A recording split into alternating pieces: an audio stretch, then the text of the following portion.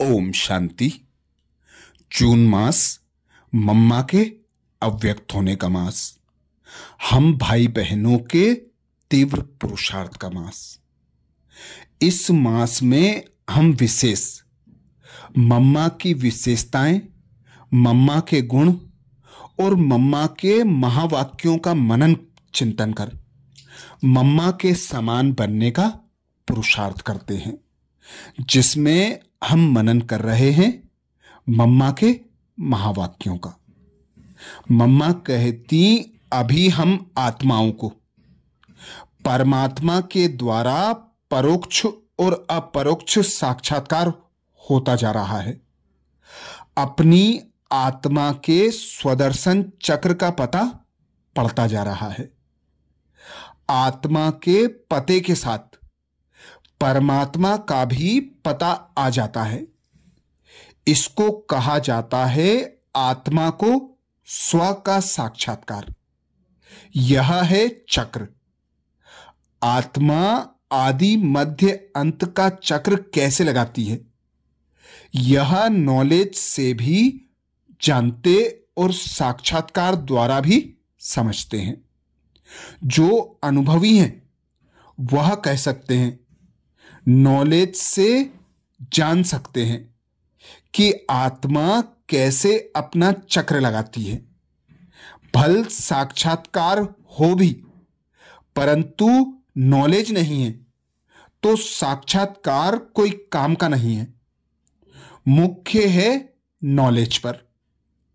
इसलिए यह आस भी नहीं रखना कि जब साक्षात्कार हो तब हम लक्ष्य को पकड़ सकें। याद का तैल्युक ज्ञान अर्थात नॉलेज से है। ज्ञान से ही हम उनके सारे कर्तव्य को जानते हैं, तो हम जानने से ही याद कर सकते हैं। ऐसे नहीं सिर्फ साक्षात्कार में देखकर उस मूर्त का ध्यान करना है। उसकी बुद्धि में नॉलेज चाहिए। जितना आत्मा परमात्मा की नॉलेज पूरा बुद्धि में बैठती, उतना याद स्वतः रहेगी। देखने का आधार याद से नहीं है, ध्यान लगाने की बात नहीं।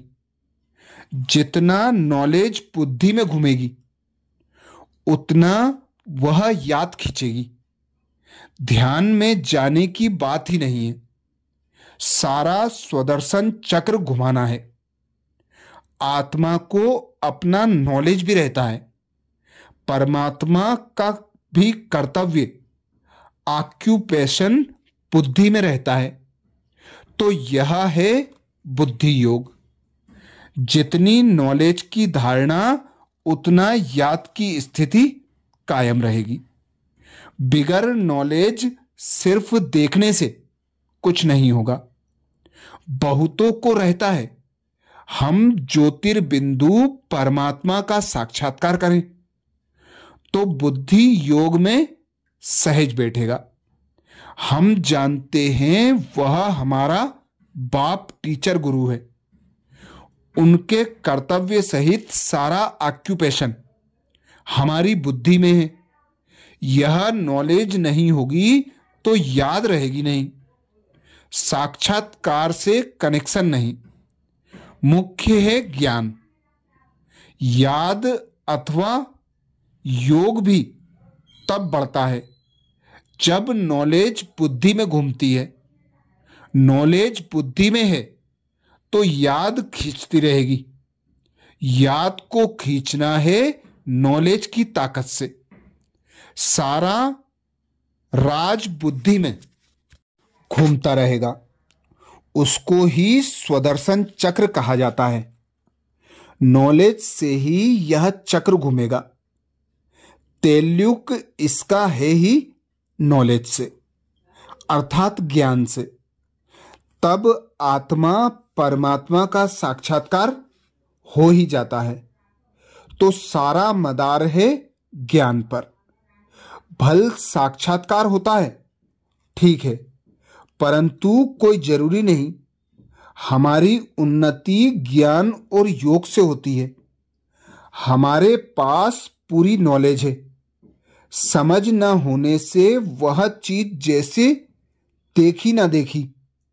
हमको सूरत पर ध्यान नहीं लगाना है। उनकी याद में नॉलेज की ही दरकार रहती है। बुद्धि उनके साथ जुटानी है जो ज्ञान का सागर है।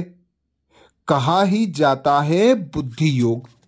अच्छा, ये महावाक्य 29 अप्रैल 1959 में मम्मा जी ने हम भाई बहनों के लिए सुनाए थे। ऐसे ही मम्मा कहती हैं, ज्ञान बिना योग यथार्थ नहीं हो सकता। ज्ञान योग से ही देवीय गुण आ सकते हैं। हम सभी बाप की याद में बैठे हैं क्योंकि हमें बाप से वर्षा पाना है। बाप और वर्षे को अच्छी रीति जानते हैं, याद भी तभी करते हैं। कोई समझते हैं बुद्धि ने बाप को जान लिया बस, लेकिन उनका फरमान है निरंतर मुझे याद करो। जितना याद करेंगे उतना वर्षा पाएंगे। तो यह टेम्पटेशन है। जानते हैं हर एक सब्जेक्ट में क्या लाभ होगा। जितना ज्ञान उठाएंगे उतना दान भी करेंगे तो पद भी ऊंचा पाएंगे, और देवीय गुण धारण करेंगे तो कोई विकर्म नहीं होंगे। योग से फिर विकर्म विनाश होंगे। तो हर एक बात जरूरी है। ज्ञान बिना यथार्थ योग नहीं हो सकता, और ज्ञान योग के बिना देवीय गुण नहीं आ सकते। तो जब जानते हैं कि इससे यह फायदा है तो हमारा पुरुषार्थ भी ऐसा तीव्र हो जाता है।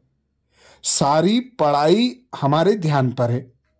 सिर्फ एक सब्जेक्ट की बात नहीं। सिर्फ ज्ञान स्नान ही नहीं करना है, लेकिन ज्ञान को धारण कर प्रैक्टिकल लाइफ बनानी है। किसी भी बात में मूंझना नहीं है। तन मन धन से पूरा पूरा लाभ उठाना है। अभी बाप सामने है तो सब प्राप्तियां हो जाती हैं। सुख संपत्ति तंदुरुस्ती सबकी गारंटी है। शक की तो कोई बात ही नहीं है। जब गारंटी है तो पुरुषार्थ करना चाहिए। बच्चों का फर्ज है बाप के हर डायरेक्शन पर चलना। स्टूडेंट को फिर पढ़ाई पर पूरा अटेंशन देना पड़ता है। गुरु की आज्ञा पर भी चलना पड़े तो बाप टीचर गुरु तीनों के फरमान पर चलना है। और फिर प्राप्ति भी इतनी है, रास्ता भी सहज है, तो क्यों ना पुरुषार्थ करना चाहिए। यह भी अभी चांस है। पुराने संस्कारों को भी भस्म करना है। तो जब सभी बातों को जानते हैं तो पुरुषार्थ को भी इतना तीव्र रखना है। हर एक बात को इतना ही फोर्स से उठाना है। कहते तो सभी हैं कि हम सूर्यवंशी बने, तो पुरुषार्थ भी करना है, थकना नहीं है। अच्छा, यह तो अच्छी तरह से पक्का है कि हम रूह हैं, और हम रूहों का बाप रूहानी रूह है। अभी हमें उस रूहानी रूह के साथ वापस जाना है। इसलिए स्वयं को परिवर्तन करना है। अभी रूहों के ऊपर ज्ञान की बरसात हो रही है जिससे रूह स्वच्छ बने। यह ज्ञान बरसात है जो आत्मा धारण करती है, शरीर धारण नहीं करता। शरीर को भी आत्मा धारण करती है। तो आत्मा को परिवर्तन करने वाला वो रूहानी बाप है। आत्मा अभी महसूस करती है कि हमारे में कैसे परिवर्तन आ रहा है। दुनिया वाले तो समझते विकारों को जीतना बहुत कठिन है, लेकिन हमें निश्चय है कि बाप द्वारा हमने अनेक बार विकारों को जीता है। पतित पावन ने हम पतितों को पावन बनाया है। कहते भी हैं अहिल्या गणिका का उद्धार किया। ऐसे नाम भी तब हैं जब तमोप्रधान है। ऐसे नहीं पाप आत्माएं पुण्य आत्मा बन ही नहीं सकती। लेकिन बाप द्वारा कैसी भी पाप आत्मा पुण्य आत्मा बन सकती है। बाप की याद से अनेक जन्मों के पाप खलास हो सकते हैं। अनेक जन्मों के पाप इस एक जन्म में खत्म कर सकते हैं।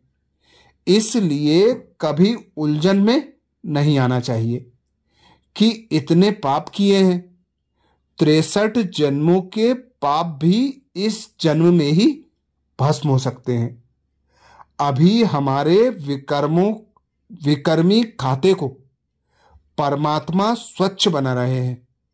मनुष्यों द्वारा तो न अनेक जन्मों के पास पाप नाश हो सकते हैं, न प्रारब्ध बना सकते हैं। तो मनुष्य की बात नहीं है। वे तो मोक्ष मांगते रहते हैं, समझते हैं स्वर्ग में भी मोक्ष। मम्मा कहती मनुष्य तो समझते हैं स्वर्ग से भी उत्तम मोक्ष है, लेकिन मोक्ष के बाद भी पार्ट में तो आना ही है। वहां बैठ जाने से तो कोई प्राप्ति ही नहीं। आना है तो क्यों ना ऐसी दुनिया में आए। तो यह सब नॉलेज है, इसमें मूंझने की बात नहीं। अच्छा, ये विशेष महावाक्य मम्मा ने हम भाई बहनों को 8 जुलाई 1959 को सुनाए थे। तो ऐसे ही मम्मा के विशेष महावाक्य सुनने के लिए बाबा के चैनल को सब्सक्राइब करें और वीडियो को ज़्यादा से ज़्यादा बीके भाई बहनों को शेयर करने की सेवा जरूर करें। अच्छा, ओम शांति।